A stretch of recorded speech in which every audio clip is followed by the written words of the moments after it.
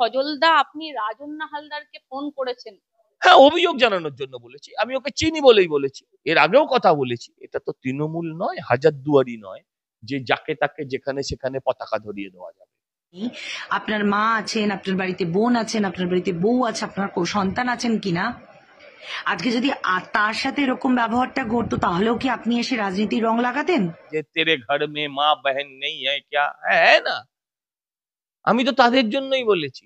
আপনি হসপিটালে গিয়ে মস্তানি করবেন, আপনি হসপিটালে গিয়ে আপনার স্বামী মস্তানি করবেন, হ্যাঁ, প্রিভিলেজ চাইবেন, হ্যাঁ, আর আপনাকে কেউ কিছু বলবে না, ভিকটিম কার্ড খেলবেন, তখনই এসব বন্ধ হওয়া দরকার। বলছি সজল মহাশয়, সেটা হচ্ছে যে আপনি সবকিছুতে না জেনে কমেন্ট পাস করবেন না, সবকিছুকে রাজনীতির অঙ্গ করবেন না।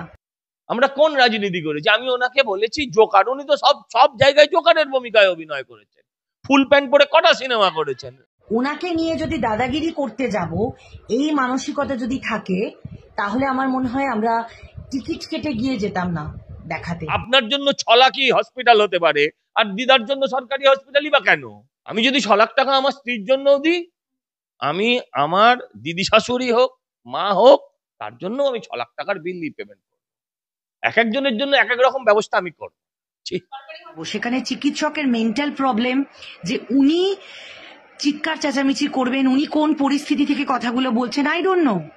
আপনি ডাক্তারকে মেন্টাল বলছেন, আমি শুনেছি এক জায়গায়। তার মানে পাগল ডাক্তাররা?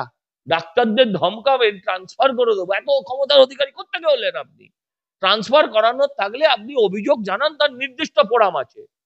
গুয়েভা আপনারা জানেন, পেয়ারা, গুয়েভা পাতার টি, তাহলে কিন্তু ডায়াবেটিক্সের জন্য ইটস এ বিগ মেডিসিন।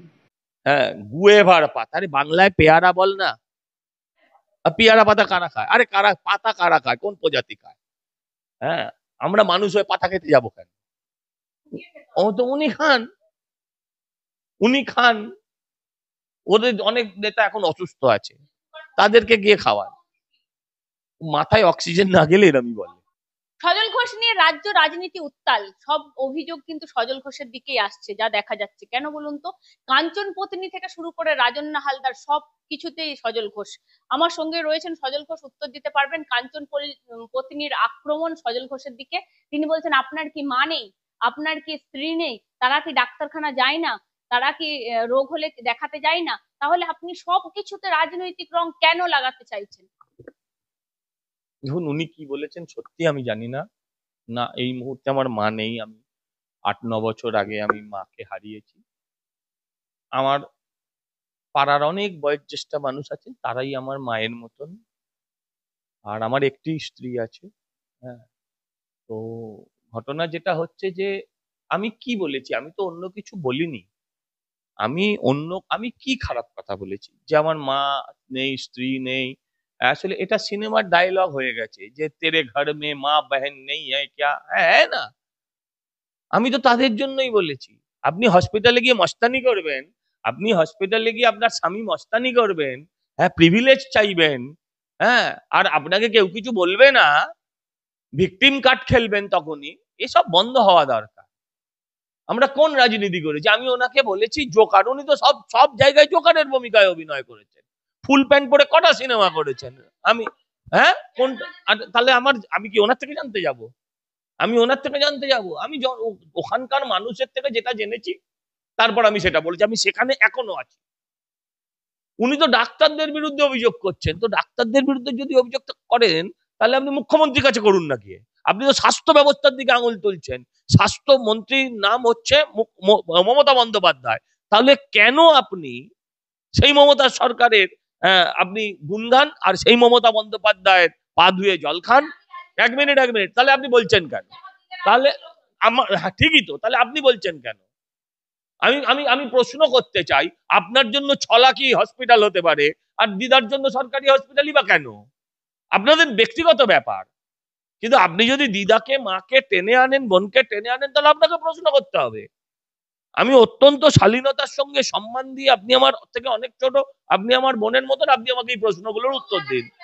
রং কোথায়? দোল থরি আছে এখন, দোল অনেকদিন আগে হয়ে গেছে। আমি কোন ভাই? তুমি রাজনৈতিক ব্যক্তি, তুমি কে নয়? আমি তো ওনার বিরুদ্ধে কিছু বলিনি। আমি কি একটা কথা ওনার বিরুদ্ধে বলেছি? আমি তো একটা কথা ওনার বিরুদ্ধে বলিনি। কিন্তু এই হসপিটালে গিয়ে মস্তানি করবেন, ডাক্তারদের ধমকাবেন, ট্রান্সফার করে দেবো, এত ক্ষমতার অধিকারী কোত্থেকে হলেন আপনি? ট্রান্সফার করানোর থাকলে আপনি অভিযোগ জানান, তার নির্দিষ্ট ফোরাম আছে। আর আপনি তো আঙুল তুলছেন স্বাস্থ্য ব্যবস্থার প্রতি। সেই স্বাস্থ্য ব্যবস্থার মাথায় আপনার দিদিমণি বসে আছেন। আচ্ছা, আপনার নয়, আপনার বরের দিদিমণি বসে আছেন। ডাক্তার খারাপ ব্যবহার করেছে না? তো ডাক্তার কোন ব্যবস্থার অংশ? স্বাস্থ্য ব্যবস্থারই অংশ। তো আপনি মুখ্যমন্ত্রীকে গিয়ে বলুন। আপনি হসপিটালে ঢুকে অন্য রুগীদের ডিস্টার্ব করে দিচ্ছেন কেন? আপনি ডাক্তারকে মেন্টাল বলছেন, আমি শুনেছি এক জায়গায়। তার মানে পাগল ডাক্তাররা? আমি তো কিছু বলিনি ওনার নামে, আমি এখনো ওনার নামে কিছু বলতে চাই না।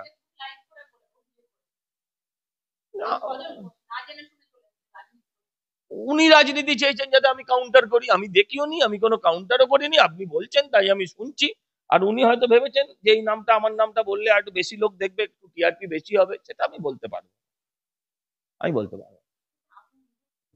কি কেউ হসপিটালে যায় না কোনোদিন? সজল ঘোষের কি কেউ অসুস্থ হয় না? ডাক্তার দেখা প্রচুর হয় তো, প্রচুর হয়, প্রচুর ভোগান্তি হয়, প্রচুর ভোগান্তি হয়।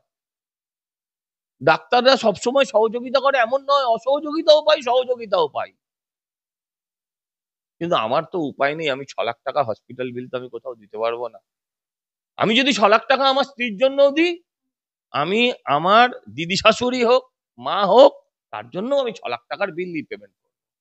এক একজনের জন্য এক এক রকম ব্যবস্থা আমি করবো। সরকারি হাসপাতালে গেলে তো টিকিট কেটেই যেতে হবে, মান্থলি তৈরি হয় ওখানে। প্রভাব যদি খাটানোর থাকতো তাহলে তো বিধায়ক হিসেবেই যেতে পারতাম, টিকিট কেন কাটলাম? এই দেখুন বিধায়ক হিসেবে যাওয়ার কোনো ব্যবস্থা নেই। বিধায়ক হিসেবে যাওয়ার কোনো ব্যবস্থা নেই। সরকার বিধায়করা যায়ই না তো, ও কেন গেছিল আমি বলতে পারবো। আমি বলছি সজলদা, আপনি রাজন্না হালদারকে ফোন করেছেন, আপনি বিজেপির তরফ থেকে কি বার্তা দিচ্ছেন রাজন্নাকে? বিজেপি যদি আমি জানি না এটা কে বলছে, দু একটা সংবাদ মাধ্যম আমাকে বলেছে, কিন্তু আমি আপনাকে অত্যন্ত পরিষ্কারভাবে বলে রাখছি, রাজন্নাকে আমি অনেকদিন আগে বলেছি, হ্যাঁ, এবং সেটা আমার দলও জানে, যে তুমি পুলিশে ফোন করো, তুমি পুলিশে ফোন করো।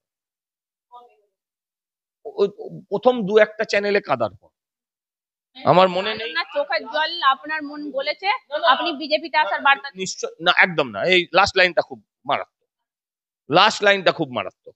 আমি প্রথম দুটো লাইন দেখার, প্রথম দুটো কোন চ্যানেল, হ্যাঁ হতে পারে আর প্লাস একটা হবে, আর একটা বোধহয় রিপাবলিক হবে কি এবিপি আনন্দ হবে, আমার মনে নেই। সব চ্যানেলে গিয়ে গিয়ে ওর সাথে যে ঘটনাটা ঘটেছে সেটা আসল নকল যাই হোক, যদি আসলও হয় তাহলে ওর থানায় যাওয়া উচিত, পুলিশে যাওয়া উচিত। হ্যাঁ, অভিযোগ জানানোর জন্য বলেছি। আমি ওকে চিনি বলেই বলেছি, এর আগেও কথা বলেছি, এমন নয়। আমি শুনুন, আমি দর্শকদের কাছে আমি এমন কোনো পাপ করিনি যে আমার কাউকে ক্লিয়ার করতে হবে। আমার দল জানে, আমার দল জানে, আপনাকে নিয়ে আমার চিন্তা নেই। আমার দলকে আমি জানে, আমি আগেই জানিয়ে দিয়েছি যে আমি আপনাকে একটা পরিষ্কার করে বুঝিয়ে রাখি। আপনারা একটা জিনিস পরিষ্কার জেনে রাখুন, এই দলে আমি চাইলেই কাউকে ঢোকাতে পারি। এই দলে এটা তো তৃণমূল নয়, হাজারদুয়ারি নয়, যে যাকে তাকে যেখানে সেখানে পতাকা ধরিয়ে দেওয়া যাবে। হ্যাঁ, পাড়ার দুটো কর্মীকে ডেকে নেওয়া আর যারা পরিচিত মুখ তাদেরকে দলবদল করানোর ক্ষমতা আমার নেই। এর আগেও আমি দু একটি দলবদলের মধ্যে ছিলাম। সেই দল যাদেরকে নিয়ে এসছি তাদের প্রপোজাল নেবার পর আমার প্রথম কাজ ছিল দলকে পৌঁছে দেওয়া, তার ছাড়া আমার কোনো কাজ ছিল না। এবার তারপর যাকে দল মনে করেছে তাদের মধ্যে নিয়েছে, যাকে মনে করেনি তাকে নেয়নি। মানে সিগন্যাল দিয়েছেন কি পরিষ্কার? নো, লাল সবুজ কিচ্ছু দেখায়নি, হলুদ কিচ্ছু দেখায়নি, লাল হলুদ সবুজ কিচ্ছু দেখায়নি। আমি শুধু একটা কথা পরিষ্কার বলেছিলাম যে দেখো, আমি তোমায় চিনি, জানি তুমি একটি মেয়ে ভালো বলো, এবং এটা আমি টিভিতেও বলেছি, হ্যাঁ, যে তুমি ভালো বক্তা। আমি সেই হিসেবে বলছি যে তোমার এই যে পার্টিকে জানিয়েছি এটা সঠিক কথা নয়, তোমার পুলিশকে জানানো উচিত। পুলিশ ব্যবস্থা নেবে না নেবে দ্বিতীয় অন্য কথা, তোমার পুলিশকে জানানো উচিত। হ্যাঁ, রাইট। আমার খারাপ লেগেছিল, একটা মেয়ে যদি কাঁদে। গেরুয়া শিবিরের সাথে কোনো ব্যাপার নয়, আপনার খারাপ লেগেছে তাই। আমি যতটা করেছি ততটা দল জানে। আর দ্বিতীয় হচ্ছে, গেরুয়া সাদা সবুজ কোনো প্রপোজাল দেবার আমার কোনো অধিকারই নেই, আমি তার মধ্যেও হাঁটি। একই সাথে সজলদা আর একটা বিষয়, আজকে ভাঙড়ে তৃণমূল নেতা খুন হলো। গত 5 বছরে পশ্চিমবঙ্গে যত খুন হয়েছে তার বেশিরভাগই সংখ্যালঘু, এবং এই সংখ্যালঘু খুন যতবারই হয়েছে ততবার তৃণমূলের নেতাদেরকে জিজ্ঞাসা করুন, তারা বলবে যে এর পেছনে বিজেপির ষড়যন্ত্র আছে।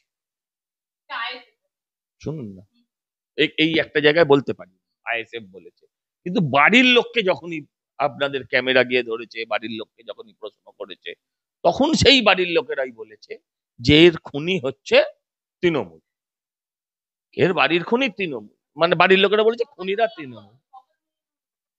শওকত মোল্লা তো উল্টো বলবেই, ও হয় আরাবুলের নামে দোষ দেবে, নয় আইএসএফ এর নামে দোষ দেবে।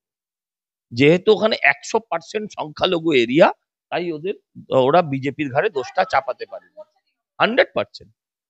আমি আপনাকে আবারও বললাম, এই পঞ্চায়েত নির্বাচনে 64টা মার্ডারের মধ্যে আপনি হিসেব করে দেখুন 40টা হচ্ছে মুসলিম, আর 40টা মুসলমানের মধ্যে দেখা যাবে যে 30টা হচ্ছে তৃণমূল।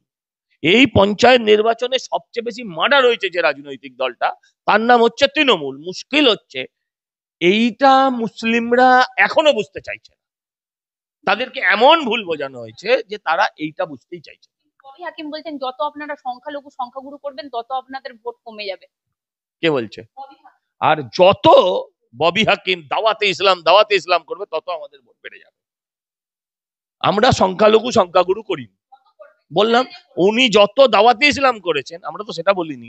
আমরা তো বলিনি ইনশাআল্লাহ अब आधा आवाम संस्कृत में बात करेगा, বলেনি তো। উনি বলেছেন যে উর্দু में बात करेगा। যখনই বলেছেন উর্দু में बात करेगा, আমি বলছি লিখে নিন সমস্ত তৃণমূলী যারা ব্যানার্জি, চ্যাটার্জি, ঘোষ, বোসের মধ্যে পড়েন, তাদের বুকে কোথাও না কোথাও পিন ফুটেছে। এখন পেটের দায়ে কিংবা পিঠের দায়ে তারা মুখ বন্ধ করে আছে। গুয়েভার পাতা খেলে সুগার কমবে, আপনি একটা হসপিটাল চালালেন। গু মুখ্যমন্ত্রী বলছেন গুয়েভার পাতা ভালো করে মানে মানে ফুটিয়ে খেলে গুয়েভার পাতা খেয়ে, হ্যাঁ পাতা কারা খায়? আরে বলছি পাতা কারা খায়? আরে পাতা কারা খায়? হ্যাঁ, কাঁঠাল পাতা কারা খায়? আর পিয়ারা পাতা কারা খায়? আরে পাতা কারা খায়? কোন প্রজাতি খায়? হ্যাঁ, আমরা মানুষ হয়ে পাতা খেতে যাবো কেন? ও তো উনি খান। ওদের অনেক নেতা এখন অসুস্থ আছে, তাদেরকে গিয়ে খাওয়ান। মাথায় অক্সিজেন না গেলে এরমই বলে। আবার বলছি মাথায় অক্সিজেন না গেলে এরম বলে। কসবা কাণ্ডে রেপ হয়ে যাচ্ছে দলের নেত্রী, হ্যাঁ দলের নেতার হাতে কলেজের ভেতরে, আর বাংলার মুখ্যমন্ত্রী হ্যাঁ গুয়েভার পাতা। আরে বাংলায় পেয়ারা বল না, ওনারও ওষুধ দরকার।